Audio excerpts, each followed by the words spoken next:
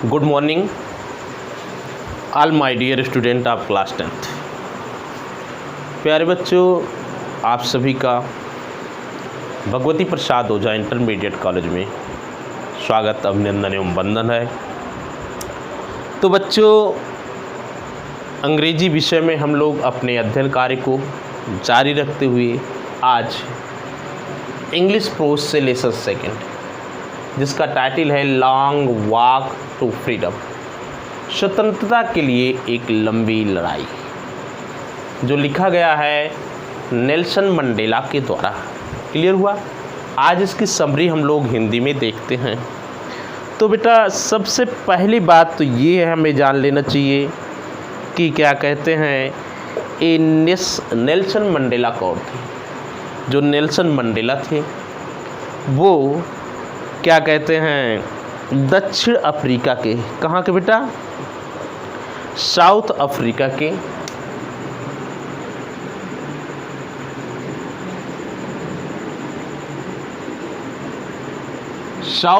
के first president थे। South Africa के फर्स्ट प्रेसिडेंट थे। क्लियर हुआ? नेल्सन मंडेला साउथ अफ्रीका के फर्स्ट प्रेसिडेंट थे और ये अफ्रीका के प्रेसिडेंट बने सन 1994 ईस्वी में। कब बने?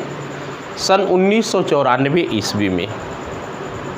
अंग्रेज़ों से काफ़ी लड़ाई के बाद नेल्सन मंडेला क्या कहते हैं साउथ अफ्रीका के फर्स्ट प्रेसिडेंट बने और ये भी आश्वेत थे। क्या थे बेटा? आश्वेत, अर्थात काली चमड़ी वाले व्यक्ति थे। क्लियर बेटा? अगर इस लेसन की बात किया जाए तो यह एक ऑटोबायोग्राफी है।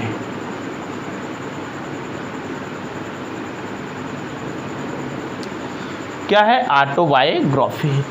ऑटो माने होता है स्वयं, बायो माने होता है जीवन, ग्राफी मीन्स होता है लेख। एक ऐसा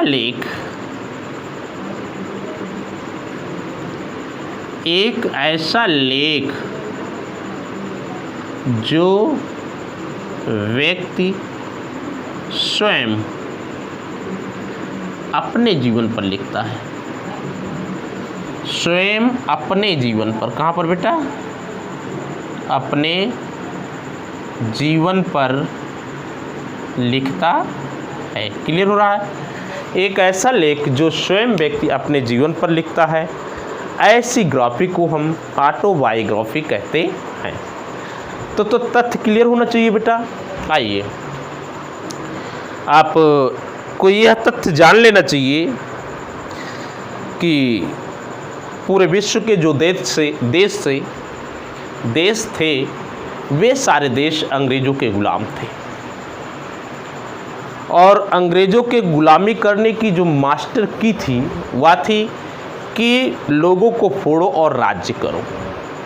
वे क्या करते थे कि किसी देश के जो लोग होते थे उनके मन में जाति के आधार पर, धर्म के आधार पर, रंग के आधार पर, लिंग के आधार पर उनको फोड़ देते थे और उनमें मनमुटाव हो जाता था। इस प्रकार से वे क्या कहते हैं दूसरे पर राज्य करना प्रारंभ कर देते थे। क्लियर हुआ बेटा?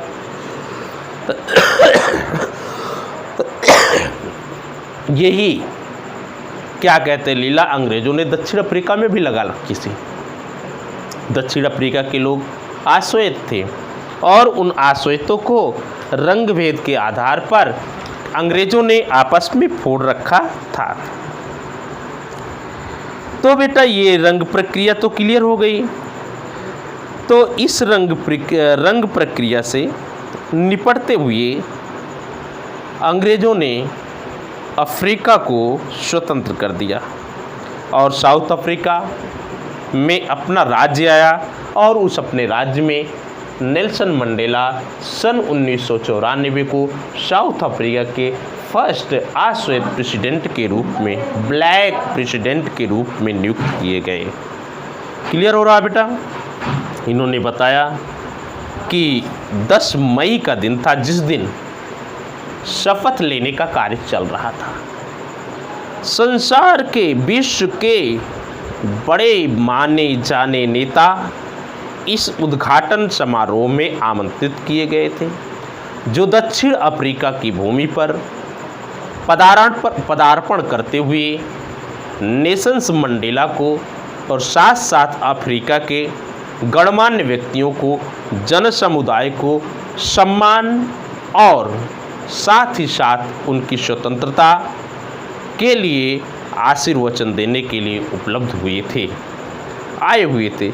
बेटा आप लोगों को ये तथ्य एकदम विदित हो जाना चाहिए था कि ये जो समारोह था किस बिल्डिंग में हो रहा था। क्लियर ना? ये इस बिल्डिंग का नाम था, स्थान था प्रिटोरिया।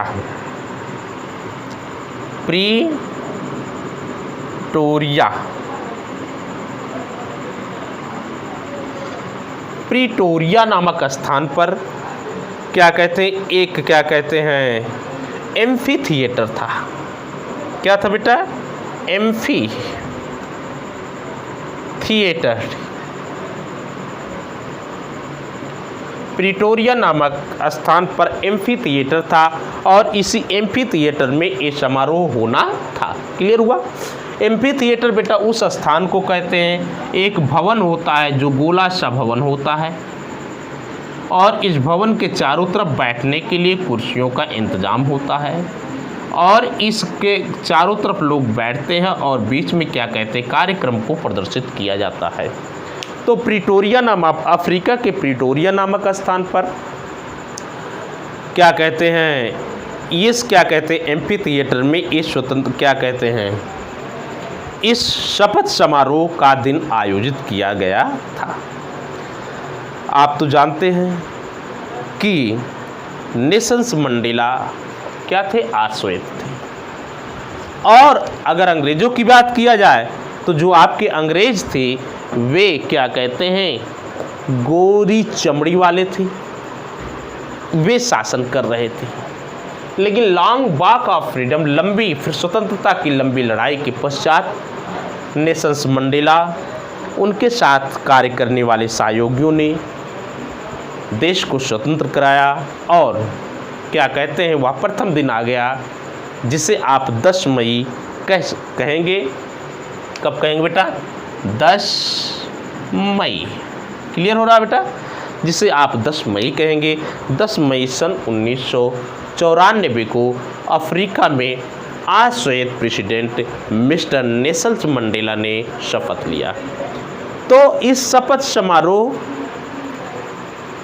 के अवसर पर नेल्सन मंडेला ने विभिन्न देशों से आए हुए गणमान्य व्यक्तियों को, देशवासियों को, देश के लिए शहादत देने वाले व्यक्तियों को और इस स्वतंत्रता में प्रताड़ना को सहने वाले पुरुष, महिलाओं और बच्चों को अपना संबोधन दिया। और साथ ही साथ इन्होंने ये भी स्पष्ट किया कि वह अपने देश के लिए एक स्वच्छंद और निडर और निस्वार्थ भावना से कार्य करते रहेंगे।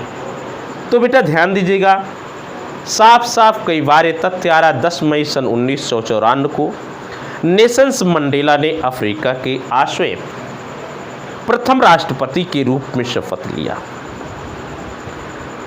जब वह शपथ समारोह चल रहा था, विश्व के महान नेताओं के द्वारा उन्हें सम्मानित किया जा रहा था, उनका आदर किया जा रहा था। देशवासियों को एक सम्मान सूचक तथ्य के रूप में बहुत बड़ी उपलब्धि प्राप्त हो रही थी। आप तो जान रहे हैं प्रिटोरिया की बिल्डिंग जो थी एम्फी थिएटर, उसका नाम था यूनियन बिल्डिंग। क्या नाम था बेटा? Union building.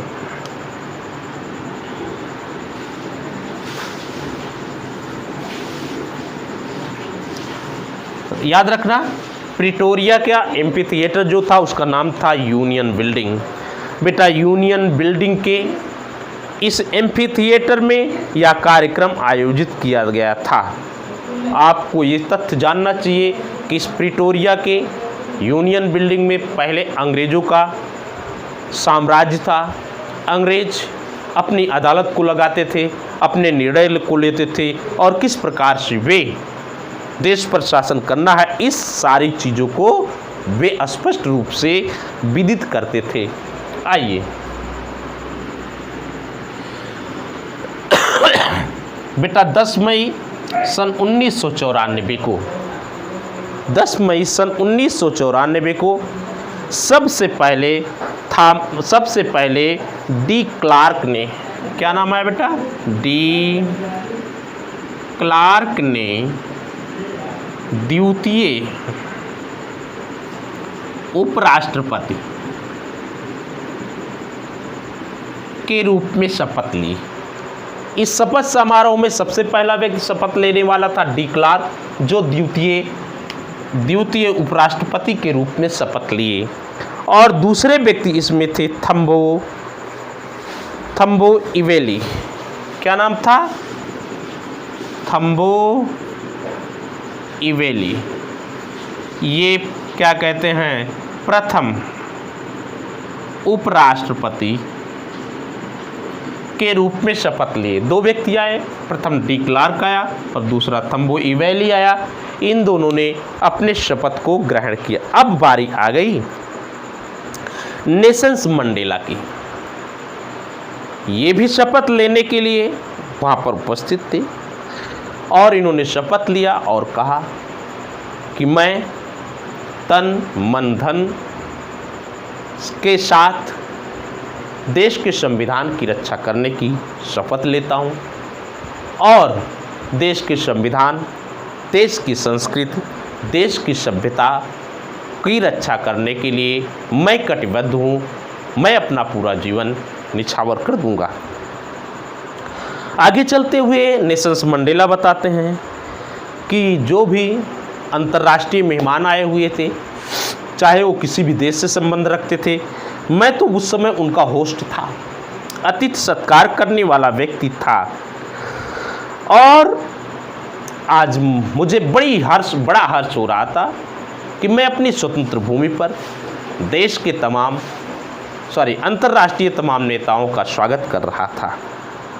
आखिरकार लंबे समय के पश्चात हमने अपनी स्वतंत्रता को हासिल कर ली और आज दक्षिण अफ्रीका एक ऐसा देश बना जहाँ पर ना तो जाति का कोई भेद होगा, ना तो रंग का कोई भेद होगा, ना तो धर्म का कोई भेद होगा, ना तो भाषा का कोई भेद होगा और ना ही किसी प्रकार की लिंग का कोई भेद होगा।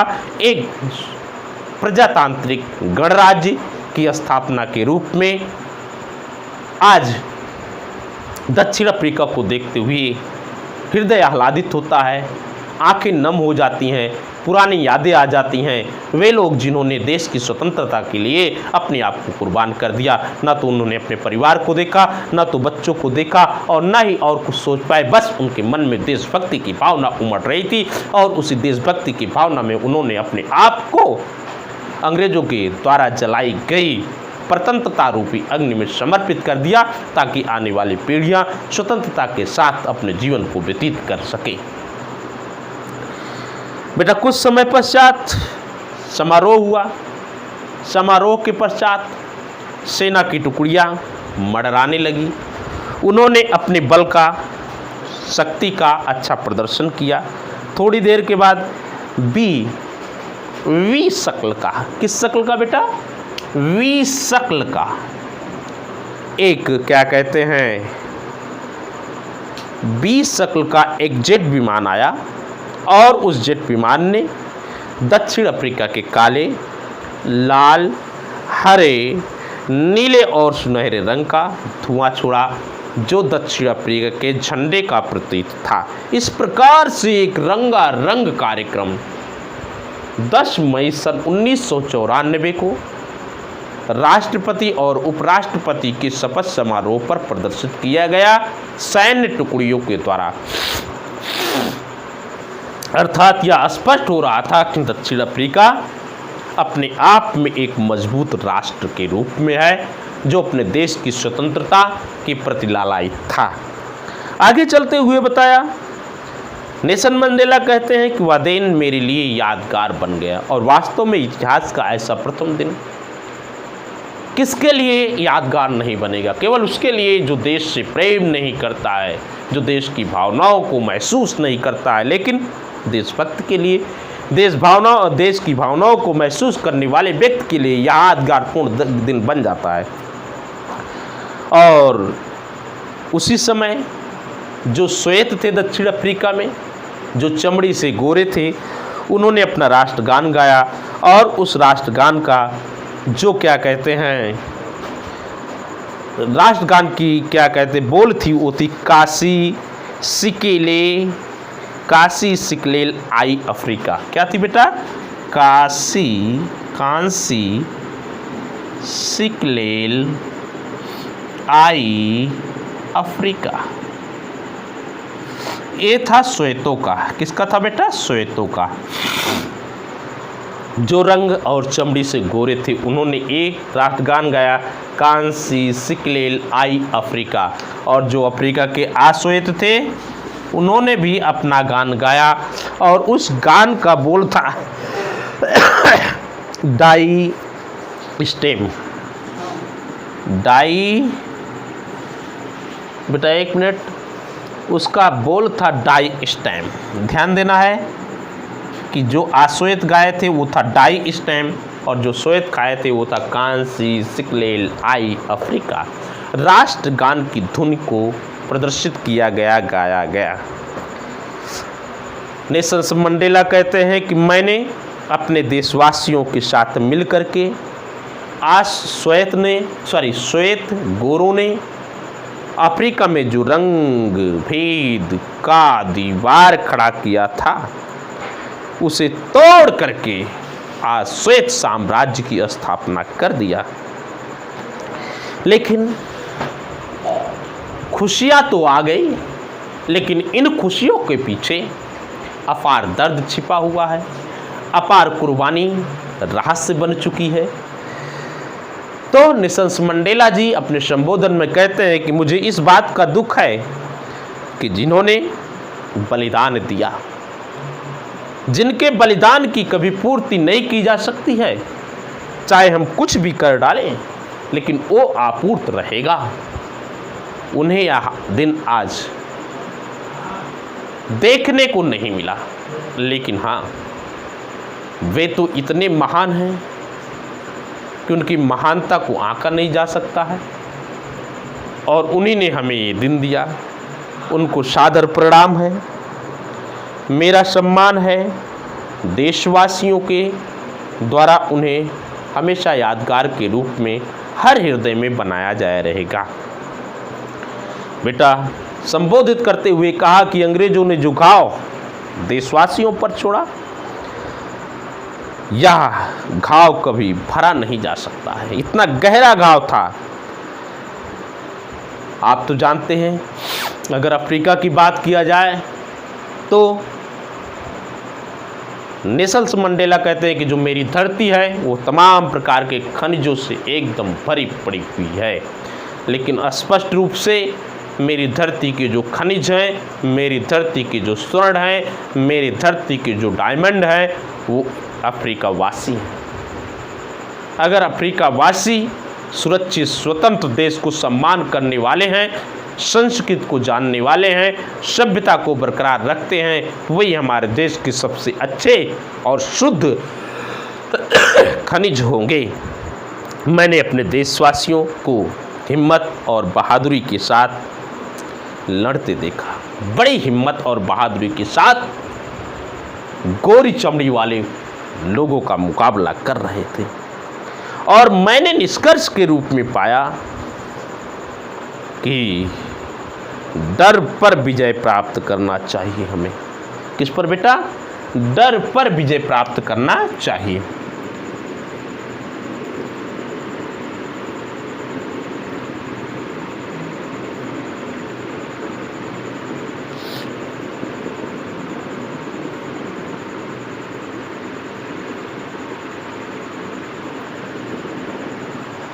नेल्सन मंडेला जी कहते हैं कि बहादुर वे लोग नहीं हैं जो डरते नहीं हैं। बहादुर वे लोग नहीं हैं जो डरते नहीं हैं, बहादुर लोग वे हैं जो डर पर विजय को प्राप्त करते हैं। वो बहादुर होते हैं।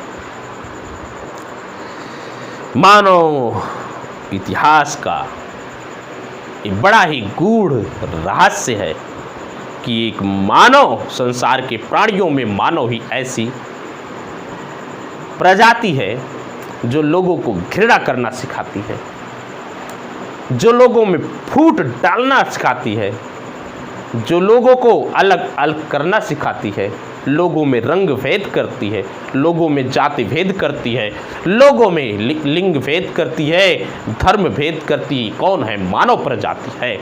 अगर ये मानव प्रजाति विभिन्न प्रकार से घृणा के बीज बो सकती है, तो क्या ये मानव प्रजात देश की मिट्टी में प्रेम के बीज नहीं बो सकती? अगर ये मानव प्रजात देश में प्रेम के बीज बोने लगे तो मनुष्य जाति सर्वोत्तम थी और सर्वोत्तम बन जाएगी। मनुष्य की अच्छाई की ज्योति हमेशा झलकती रहती है और लोग उसकी अच्छाई की ज्योति से उजाला प्राप्त करते हैं। प्रत्येक मनुष्य की ये जिम्मेदारी होती है कि सबसे पहले वो अपने परिवार को देखे, माता पिता को देखे, अपने बच्चों की जिम्मेदारी का निर्वाह करे, और दूसरी जिम्मेदारी ये होती है कि अपने देश, अपने राष्ट्र, अपने समाज, अपनी संस्कृति और अपनी सभ्यता का अच्छी तरह से देखरेख करें। लेकिन अंग्रेज शासकों ने मेरे देशवासियों को इनसे वंचित कर दिया। ना तो वो अच्छी तरह से अपने परिवार की देखरेख कर पा रहे थे और ना ही अपने देश, संस्कृति और सभ्यता की देखरेख कर पा रहे थे।